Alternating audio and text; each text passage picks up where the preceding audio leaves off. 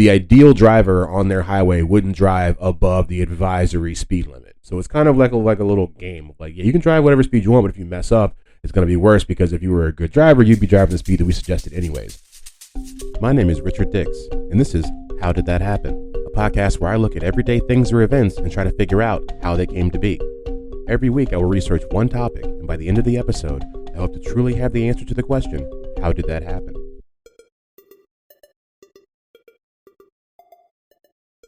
All right, welcome back for another episode of How Did That Happen? HDTH.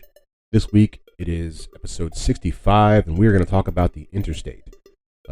Should be a good episode. I learned a lot. This was one that I think, to me, there's so many different things that go into making an interstate. You never think about all the different parts of it, all the different little facets that create this entire system, and we really kind of break down why they are the way they are.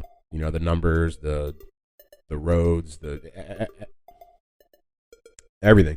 So it should be a good one. As always, head over to hcthappen.com for all the extras. You'll find the works cited over there, some pictures that kind of show you where I got my information from. At hcthappen at hcthappen on all the socials, mainly Instagram and Twitter. As always, what am I watching? I just watched that Megan movie, the one with the killer robot. Pretty good. I actually watched it twice. It is actually, I may watch it again. It's such a, to me, it's just different. And I realized it's definitely got like Chucky vibes, but it's more like an evolution from Chucky. And since I've actually watched that, I've gone back and started to watch Chucky too. Realized I'm really just into like killer dolls. I don't know. I didn't really know that about me, but no, if you get a chance to see it, it's funny. It's funny and it's interesting, which movies have a hard time hitting both of those. You can usually hit one, but you can't always hit both. I streamed it on Peacock. If you're wondering, I didn't actually go see it in theaters, so if you have Peacock, it's on there. What am I listening to? I've gotten back into my audiobook phase. I'm going through one of those. I love audiobooks, but there's just times I put them down and pick them up. But right now I'm listening to a book called Born to be Hanged, and it is about pirates in the 1600s who are in Panama, and it's about a lot of things, but the main story, I think, is like they're trying to get this Panamanian princess back from the Spanish people who have taken her from the natives of Panama, and it's like all this stuff. But you learn so much about pirates, which is why I'm going to put that on the list for things to be done for How Did That Happen, just to find, because I learned pirates are nothing like what we thought they were, or what they're portrayed as in movies and stories. This is a real, it's nonfiction. This isn't just, they're not writing about some Pirates of the Caribbean or whatever. You realize these guys, some of them I didn't realize were like land owning men in other countries. They just chose to be criminals. They have their dudes would like own land in like London or whatever. But then how are you gonna make your money? I don't know. I don't want to do a regular 9 to 5. I want to rob people. So they do, and like but yeah, a lot of stuff. Like you find out the Jolly Rogers, which is the skull and crossbones, didn't really exist until like the late 1700s or early 1800s. So like they weren't like the pirates that we know, or that we know that are written about and portrayed. They were never flying a pirate flag. They just weren't. And a lot of them were they would kind of do the bidding of the bigger countries, out on the seas. Like the English kind of had their own pirates, the Spanish kind of had their own pirates. Stuff I didn't know. I feel like pirates are almost something that people see as fiction, but they really exist, and they still exist now. But yeah, so that's what I'm listening to. Really good book. I got it at the library, but I'm sure you can get it wherever you can find books, Amazon. But yeah, as always, if I plug those shows or these books, I can do my own. Every Thursday at 4:30 a.m., you can find bite-sized bios. It comes out. We pick a person from history and just profile their lives. And what I'm trying to bring back to a bite-sized portion, the last couple episodes I've gotten a little long-winded, but I find myself just talking about the people that I find interesting, and it just goes a little long. Our last one was about Malcolm X, who was BSB number 22, and that was pretty good. We've covered a bunch of different people, Jackie O, Nelson Mandela, Morgan Freeman. What do we do? Shakespeare. We've done Benjamin Franklin, Grigory Rasputin, a lot of different people. So if you're interested in any of those people, you can go. You'll find it. Even if you're if it's in your feed, and also you can go to the website and read the profiles if you don't actually want to listen to it. As always, like and subscribe wherever you hear this. If you want to give us 5 stars, that's awesome. 4 stars, that's cool. If you want to give us 2 stars, and say why you didn't want to give us 5 stars. That's fine as well. Constructive criticism is always welcome. I don't think there's much else to say, so before we get on this ramble train, as we're known to do, without further ado, here is the episode. All right, so if we're going to talk about the Interstate, then we have to talk about what it was like before the Interstate. And so we'll kind of get into that before we start the actual history of it. In 1912, around that time, railroads were the main dominant force in interstate transportation in America, and roadways were primarily of local use and interest. There wasn't this large interconnected, road system. They just didn't exist outside of cities. They really didn't. You would have roads inside cities, but once you left the cities, there was no real way. They weren't connected. So they would have market roads, that were maintained by some of the counties or townships, but maintenance usually was done by the people who lived on the road. That's kind of weird. And many states had constitutional prohibitions that actually stopped people from doing internal improvements such as road projects and federal highways. That just was something they actually rule against. And so around that time, the country only had about 2 million miles of roads, basically in the whole country. And only, I think, like they said, 8% consisted of what they call improved surfaces. So that meaning that they had done something to make it more of like a road, like put gravel on it or, pave it or shells. They say something called oiled earth. I don't know what oiled earth is, but it sounds weird. So the actual first road across America was called the Lincoln Highway, and it was the first transcontinental highway in the U.S. and one of the first highways that was designed expressly for automobiles, because it's something you had to think about before. As time moved forward, people, before the roads were used for horses and stuff, like stagecoaches, so that this is one of the first roads that was made with cars in mind, and it was conceived in 1912 by an Indiana entrepreneur named Carl G. Fisher. It was formally dedicated on Halloween 1913, and it runs coast to coast from Times Square, New York, to Lincoln Park in San Francisco. So I think that's maybe why they call it the Lincoln Highway. I thought it was, because isn't there a Lincoln, Indiana, or am I thinking Lincoln, Nebraska? That's it. Yeah, I'm probably off. Let's see. But yeah, the good old Lincoln Highway, it runs through 13 different states, New York, New Jersey, Pennsylvania, Ohio, a few others, Colorado, Nevada. There's more than that, but yeah. So it was, the initial recorded length of it was 3,389 miles.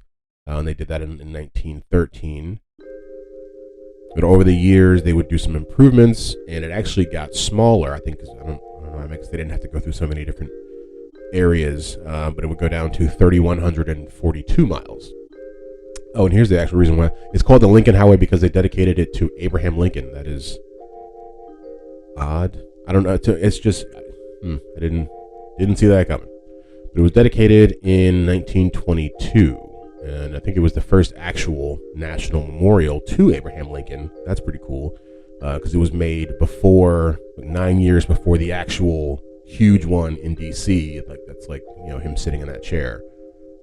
And so when this happened, when they first made the Lincoln Highway, it really did kind of change, I think, people's perspective of the country as a whole. Because it says because it was the first automobile road across America, it brought great prosperity to hundreds of cities. Because you imagine now people can get to all these different cities, and so that you can kind of people can start to experience all the different parts of American culture, and people want to go back, and then you have some sort of tourist, industry, and people can maybe go work in one city and live in another, just like they do now with Interstate. If you think about it, without Interstate, it was almost not impossible, but it was very hard to get to a place that's now maybe 2 hours away. With all the different roads and stuff like that, it probably would have taken you double, if not triple, the amount of time. The Interstate is actually a very intricate piece of technology when you think about it, and is used. I mean, it has definitely changed America. And the Lincoln Highway was affectionately known as the Main Street across America. And so now that will bring us into the first proposals of an interstate. And so the Dwight D. Eisenhower National System of Interstate and Defense Highways, commonly known as the Interstate Highway System, is a network of controlled access highways that form parts of the national highway system in the U.S. And so the first thing that we see that kind of really kicks this forward is what was called the Federal Aid Road Act of 1916. And so when that was passed, basically that provided $75 million over a 5-year period to match funds with all the states to make the construction for the highway. So basically they said, we'll put up 75 million, you put up 75 million, and then we'll make a federal highway that runs through your state. But this really couldn't get kicked off until after World War One, because America couldn't devote, they couldn't put in any funds towards this project, which I'm still trying to win the war. But what is interesting, and I think if anybody knows, I think one of the small tidbits about the interstate system, which I knew before this, is that President Eisenhower he was the one who created the interstate. He's the reason why we have an interstate. And so if you know that, even if you don't, what's interesting about his connection to it is it actually started 30 or 40 years before the interstate would actually ever go into place and actually become working. So in 1919, the U.S. Army sent an expedition across the U.S. to determine the difficulties that military vehicles would have on a cross-country trip. So basically, they were just like, you all go out here and find out if find out if it's hard to traverse, the environment, or is it really easy, and what kind of improvements can we make. And one of the people that was on that convoy was a young Army officer, Dwight D. Eisenhower. And so they left from they left in D.C. On July the 7th, 1919, and it took them 62 days to drive 3,200 miles on the Lincoln Highway to an Army base in San Francisco. And so while they were out there, their purpose was to road test various Army vehicles and to see how easy or how difficult it would be to move an entire army across the North American continent. And so these guys, their journey, basically, they left Washington, then went into Pennsylvania, then into Ohio, and then they went through the Midwest, and then the Rockies. And imagine doing all this stuff before there was an interstate system. That's why it took them 62 days to go across the country. And so, like I mentioned, Dwight Eisenhower was on this trip, and he was quoted as saying, "We were not sure if it could be accomplished at all, but nothing of the sort had ever been attempted." End quote.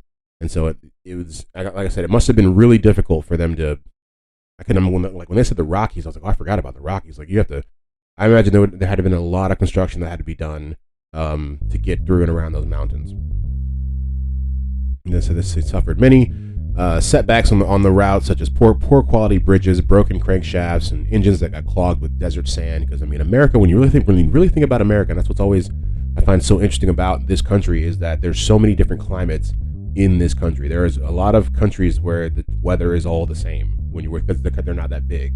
You know what I mean? Like, it's not. This may not always be the same weather every day, based off where you are, but it's like it's all like maybe temperate, deciduous, or whatever. Like, it's all desert climate, or it's all like rainforesty or whatever. But here it's just like you can drive 1,000 miles or 2,000 miles and there'll be a desert. You know what I mean? Or you can go down to Florida and it's like this kind of tropical landscape, and drive up to the Northeast and it's just like snow everywhere. It's just like there's so many different weather climates in America, and I've always found that to be interesting.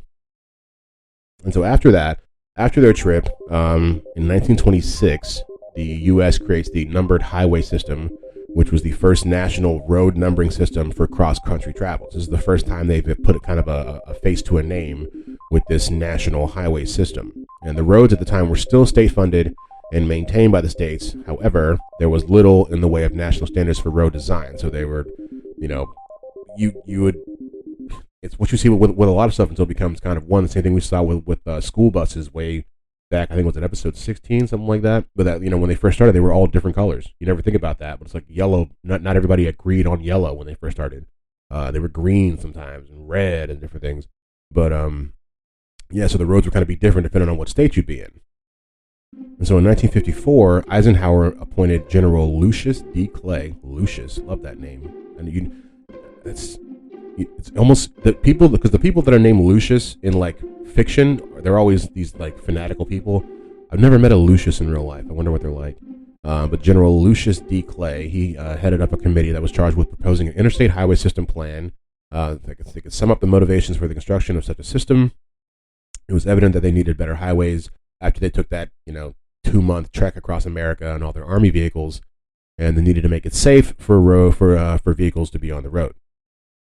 And it is true. I mean, we're about to get into more of the actual construction and the beginning of it, but this really was created in part for the Army in case something ever happened. In case they had to mobilize, the military very quickly. It was something that until this time was like they saw, not impossible, but it would take a lot longer than what it should in an emergency. And so on June 29th, 1956, President Dwight D. Eisenhower signed the National Interstate and Defense Highways Act into law. And then basically it authorized $25 billion for the construction of 41,000 miles of interstate highway system over a 10-year period. And it was the largest public works project in American history at the time. And like I said, you can see it even or hear it even in the title of the act. It was part of the title is defense highways, because there's actually for two reasons. And like I said, first part is that it had to do with the mobilizing of the military, because what you don't realize, if you're not around many military bases, and when I read this, it made a lot of sense because I'm from Hampton Roads, where they're just everywhere. But you realize, because all the bases are connected to the interstate. They are. I never really thought about it. And like I said, if you don't have military bases around you, you probably don't really get to see that and interact with it. But you can get to like any military installation via the interstate like very quickly. And I never thought about that. So that's part of the reason why that it's the defense is in the name. And the second reason is because some of the money that was taken that was used to fund it came from the defense budget. So they used like military money to make the initial interstate highway system. And so, like I said, the military would need to be able to mobilize. This was also in the 50s when there was kind of the beginning of the Cold War, and so they were kind of really worried like what would happen if like Russia came over here, or at the Soviet Union at the time were to come over here, and we weren't able to get together. It could be a hindrance, on our part. So that's really is one of the main reasons that we have an interstate system, is they wanted to kind of unite the military. And so there are 3 states that have claimed the title of the first interstate highway, because of course, like everyone's got to be first. Missouri claims that the first 3 contracts under the new program were signed in Missouri on August 2nd, 1956. The first contract signed was for upgrading a section of U.S. Route 66, which I believe we'll talk about a little bit later, to what is now designated Interstate 44. And so that makes them feel like they were the first. There was in Kansas, I think they say they claim to be the first because they started paving right after the act was signed. So it's all this little little nuances that. Well, I was the first. I wasn't. I'm not really sure who was the. Did I mention the third? Oh, in Pennsylvania, they say they could have also been the first, and they have nicknamed their highway the grandfather of the interstate system. Pennsylvania always wants to be first and stuff. And so I'll run you through a little timeline of the construction, because that's not that interesting, but you do kind of wonder how it went on. So in 1974. Nebraska becomes the first state to complete all of its mainline interstate highways with the dedication of its final piece of I-80. To me, that should be considered the first highway, because all the rest of these guys were like, "Oh, we started working on it." It's like, cool, but did you finish it? When did you finish it? You know what I mean? Nebraska was the first state. Let's see, in 1979, the final section of the Canada to Mexico Freeway, Interstate 5, it was done. And during that ceremony, there were representatives from Canada and Mexico, because it was the first highway that connected all of the countries of North America. So that's actually kind of cool. I never really thought about that. So Interstate 5 connects 3 different countries together. In 1986, the final section of the coast-to-coast I-80 was finally done. It went from San Francisco to New Jersey. And this actually made when they completed this, it became the first freeway to basically connect the Atlantic and Pacific Ocean.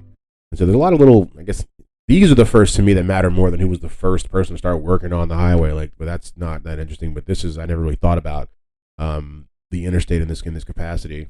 And then in 1990, the final section of coast to coast from Santa Monica, California to Jacksonville, Florida was finished. You never really think about all the different roads that connect. That's what's cool about the interstate system, is like now you can really, if you want to drive from Santa Monica, Florida or Santa Monica, California to Jacksonville, Florida. And I mean, it'll take you some time, but I mean, not nearly as much time as it would have taken if these roads weren't in place. And so finally, on October the 14th, 1992, the original interstate highway system that was planned like way back, like 40 years ago, was finally considered to be complete. And so the initial, like we said, when they first signed the act into law, they gave them $25 billion. They said, this is what it's going to take. It should take you 12 years, right? Or something like that. And when they finally finished it, it cost $114 billion, and it took them 35 years. So they severely underestimated the amount of time it would take to build this highway system. I always thought that was because you just assume when they made it, oh yeah, they probably made it. It took them 5 or 10 years. They got it done. It's like, no, it took them 35 years, and they came in way over budget.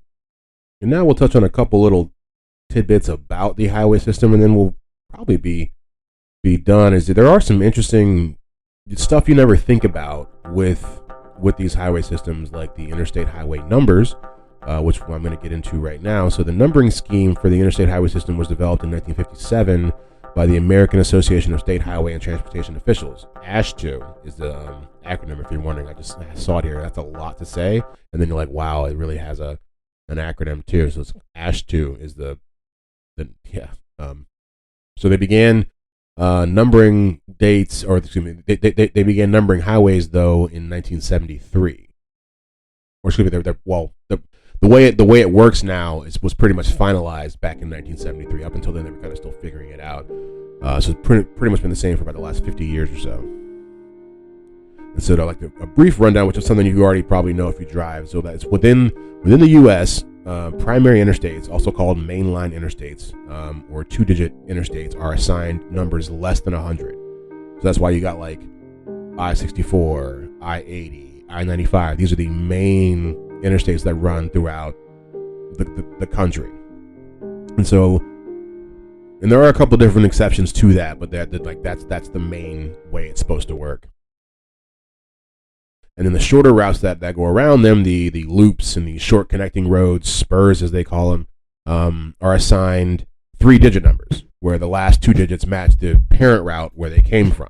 And that's something that took me, honestly, maybe like 5 to 7 years ago, I finally understood that. Like, I'm 32 now, so I was probably in my mid-20s before I understood like what 295 really meant.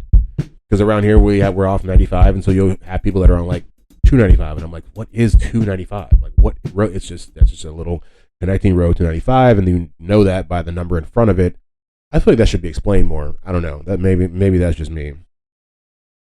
And so the numbering scheme for primary routes going east to west are they're assigned even numbers, and the ones that go north to south are assigned odd numbers. So there's actually, you never think about, that's the stuff I never think about, like what is in a name, but what is, how do they come, like how do they pick Interstate 5? Like who was, is it just a list? Like but you find there is a rhyme and a reason to it. Then there are tolls. I didn't even really know. I guess there are. You think about it, yeah, there's tolls on interstate highway roads. About 3,000 miles of the interstate highway system have toll roads. And when they first created the interstate, the federal legislation initially banned the idea of the collection of tolls. But most of the toll roads that are in existence now were basically had just been completed or under construction when they kind of made the interstate system. So they kind of got grandfathered into this, the highway system. And since they really couldn't work around them, and saying basically that they were in a lot of cases they provided logical connections to the next like town or whatever. So it's like we kind of have to use this. We're not going to build another one, so we'll just incorporate it in. So that'll bring us to interstate markers. They are always usually red, white, and blue. I never really thought about that, but once again, someone really put some thought into this. It's like that because America, like we just live in America, and they chose to make the interstates the same color as our flag. I never really, you drive, the next time you're on interstate, think about all the stuff that we're talking about, and think about, I don't know, that someone really had to, do it. I've never really put thought into that. And so initially when it first started, they have they'll have the numbers, and then they'll have this little space at the top, and the space at the top, which I think is usually red, they used to have the state that you were in, but they kind of took that off and made the numbers bigger so people could see specifically the road that they were on, which is a lot more important, I think, than I know I'm in Arizona, but what road am I on, And so I have some quick facts about the interstate. The longest piece of continuous road, basically that stretches the same highway that goes, is 3,000 miles, or about 3,020 miles, and it goes from Boston, Massachusetts to Seattle, Washington. The longest from north to south is I-95. And you can take I-95 from the Canadian border, right near Maine, all the way down to Miami, Florida. The longest segment of road in one actual state is Texas. Doesn't take that much to guess that, and it's at 881 miles. So you can drive 881 miles and still be in the same state. That's how big Texas is. And so the shortest, and I've ridden this now that I'm reading this. It's on the Capitol Beltway in DC. It's Interstate 495, and I never really thought about this, but yeah, you're basically going between Maryland and Virginia, but you're in DC in between, and it's 453 feet. Wow, that's interesting. And the next question that we have to hopefully answer, find out how it happens, is where did the speed limit come from? Where did the 55 mile per hour speed limit come from? And so initially there was never, well, there still isn't. There actually isn't a national speed limit. The different states determine the speed limits for themselves. And so what we know as what is considered the national speed limit, this is a very interesting story of how it happened. It comes from when President Nixon signed the Emergency Highway Energy Conservation Act in 1974, because the country was in the midst of an energy crisis that basically came from a conflict in the Middle East, there was a subsequent oil embargo that was imposed by the Organization of Petroleum Exporting Countries, OPEC, and that created long lines at the gas station. The act was part of a nationwide effort to reduce oil consumption, so they figured, people drive less, they drive slower, they're not consuming as much oil. And so the law prohibited the Federal Highway Administration from approving highway projects in any state that had a maximum speed over 55 miles per hour. And so that is where we get the 55 miles per hour, because people didn't want to lose federal funding, and the federal government was trying to save money on oil, so they picked that speed limit. There's always a story. You look at that and you just think that they didn't just pick that number out of thin air. They really had a reason for it. And so that's pretty much the American interstate. I thought that was very interesting to me. I wanted to touch on the Autobahn a little bit before we get out of here, and just some other interstate roadways that have popped up around the world, and then we'll go ahead and move on to the next segments. And so the Autobahn is the federal controlled access highway system in Germany, and the official term is Bundesautobahn, which that sounds cool. Autobahn sounds cool too by itself, but Bundesautobahn translates to federal motorway. I think the thing that I've always found interesting when you hear about this is like the Autobahn, there's no speed limit, you can drive whatever you want.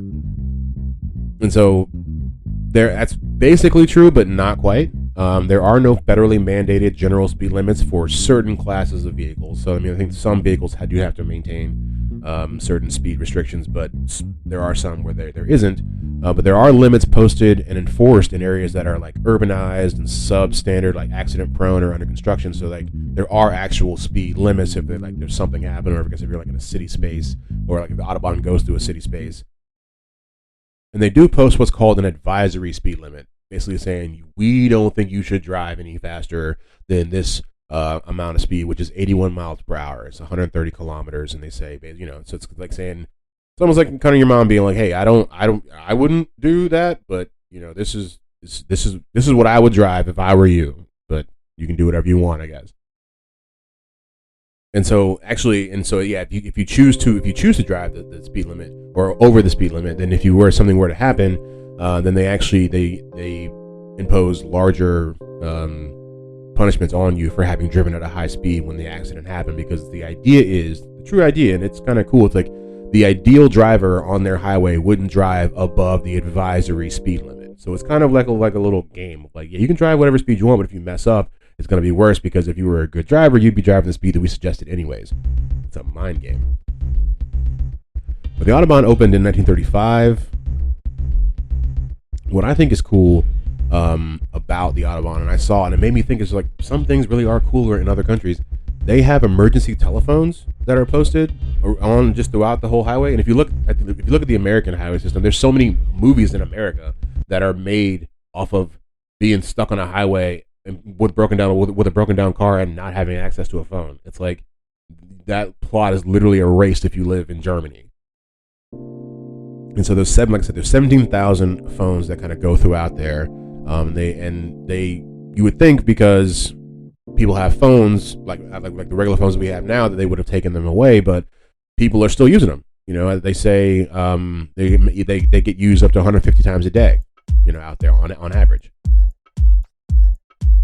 And when they call, this is also what's cool about it. When whoever they're calling, the location of that phone is automatically like picked up on, so someone knows where you're at, even if you don't know where you're at, or they can find you really fast. It's like a really smart system. But I think that's pretty much it. And that is how the interstate happened. And now it's time for the roundup. And we're going to round it up. The first national highway was the Lincoln Highway. The interstate was created in 1956. It would be completed in the 90s. Things I didn't know before. And now I know them. Never heard of these things. What are they?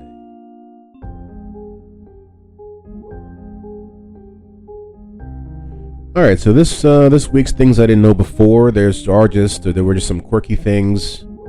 I think that I found. I think when you're dealing with such a large, this is like the whole country. There's just going to be some things that they kind of get left out, and there's just things that also I think that there's not always an explanation, just a ready-made explanation for why some things are done. So there are all but 4 state capitals in the country that are not directly served by the interstate system. So there are 4 state capitals where the interstate doesn't actually go there. It's kind of, and as far as we're talking about, I guess the contiguous United States, but in Juneau, Alaska, the interstate does not directly get there. Dover, Delaware, that's weird. The Alaska one doesn't make sense, but it's more believable. But the interstate doesn't go to Dover, Delaware. Jefferson City, Missouri, and Pierre, South Dakota. Those are all the places where the interstate doesn't actually get there. I'm supposed they have some sort of connecting road, but it's like, yeah, they're just not actually actively on the highway system. And then the next one was a myth that I do believe I've heard before, but I don't know if I ever put any thought into it or believed it. It was that the idea that 1 out of every 5 miles on the interstate is made straight so that airplanes can land on them. Is that real or not? It turns out to not be a myth at all, or it turns out to not be true at all. It says here airplanes do land on interstates sometimes, but there is no correlation between the creation of the highway system and making them available as like landing strips for planes. The next one was something that I've always wondered and really wished could be a thing, and I haven't seen it in many. I think it's rest stops are different in every state, but all the actual interstate rest stops that I've been on, they're lacking. They could have so much more. They don't sell actual food. I've always been like, why is there not a restaurant here where the rest stop is? I would buy food from them because you don't have to like fully get off the interstate. You can just pull up, you know what I mean? But they don't have it. And so like the question is, can I set up a business at the rest areas? The answer is no. That is literally written into the act. It says basically Section 111 of Title 23, if you're wondering, prohibits the states from commercializing the right-of-way along the interstate system. So basically the act prohibits the states from making money off the rest areas. But I'm just like, put a hot dog stand there or something, man, because I'd be hungry sometimes when I'm out, on the road. And so it turns out that they really actually thought about this. They really, when they first were creating the Interstate Highways Act that in '56 that created the highway, they were gonna put possibly businesses in those, but they chose not to. They thought somehow that the states could monopolize this with like the same way they could, I guess, with like tolls and stuff. I guess they're trying to keep it, I guess, pretty much all the same. And one representative was literally quoted as saying, if quote, let the highway traveler turn off the interstate system if he requires food or motor vehicle service, lodging, or anything like that, end quote. I'm paraphrasing a little bit, but so they really did be like, okay, so if you're going to be on the interstate, you want food, you have to get off. It's just, you never think about all the different stuff that goes into making these interstates. The next one is why there are wildflowers sometimes in the medians of the interstate. And I've never known. I thought it was just something with I don't really know, that just maybe the way, all right, this is probably what I thought. It's really dumb. I'm going to share. I think just the way that the interstate, and there's so much traffic or something that drives, and the way the weather is with that all comes together and it just creates the wildflowers. I definitely thought about it. I'm not going to lie to say I haven't thought about it. I think everyone has. If you drive, you're riding, you're just like, why are there little flowers out there? Well, the actual reason is to save cost on mowing grass and having to trim the other plant growth. So I guess if they grow that stuff, it doesn't grow like grass. It grows like flowers, which doesn't grow as tall as grass. Interesting. And it is illegal to pick the flowers, if you're wondering. And the last one I have for you is where we get the term freeway. Now, freeway to me is a more common terminology on the West Coast, or at least, in the Midwest or something like that. Because out here, I think we do just call them highways. We don't call them freeways. Get on the highways. You don't hear people say freeway very much, but you watch movies or people from the West Coast, they say freeway. And I've always wondered what it means. And the term refers to how motorists enter and leave the highway. So it's basically because you can freely get off and on this highway. It's a freeway. I never thought about that, but that of course makes sense. There's no stoplights or stop signs or something like that. It's more just all right, I'm getting off now. Let me change lanes and just boom. I never really thought about that. I mean, that makes sense. It really does.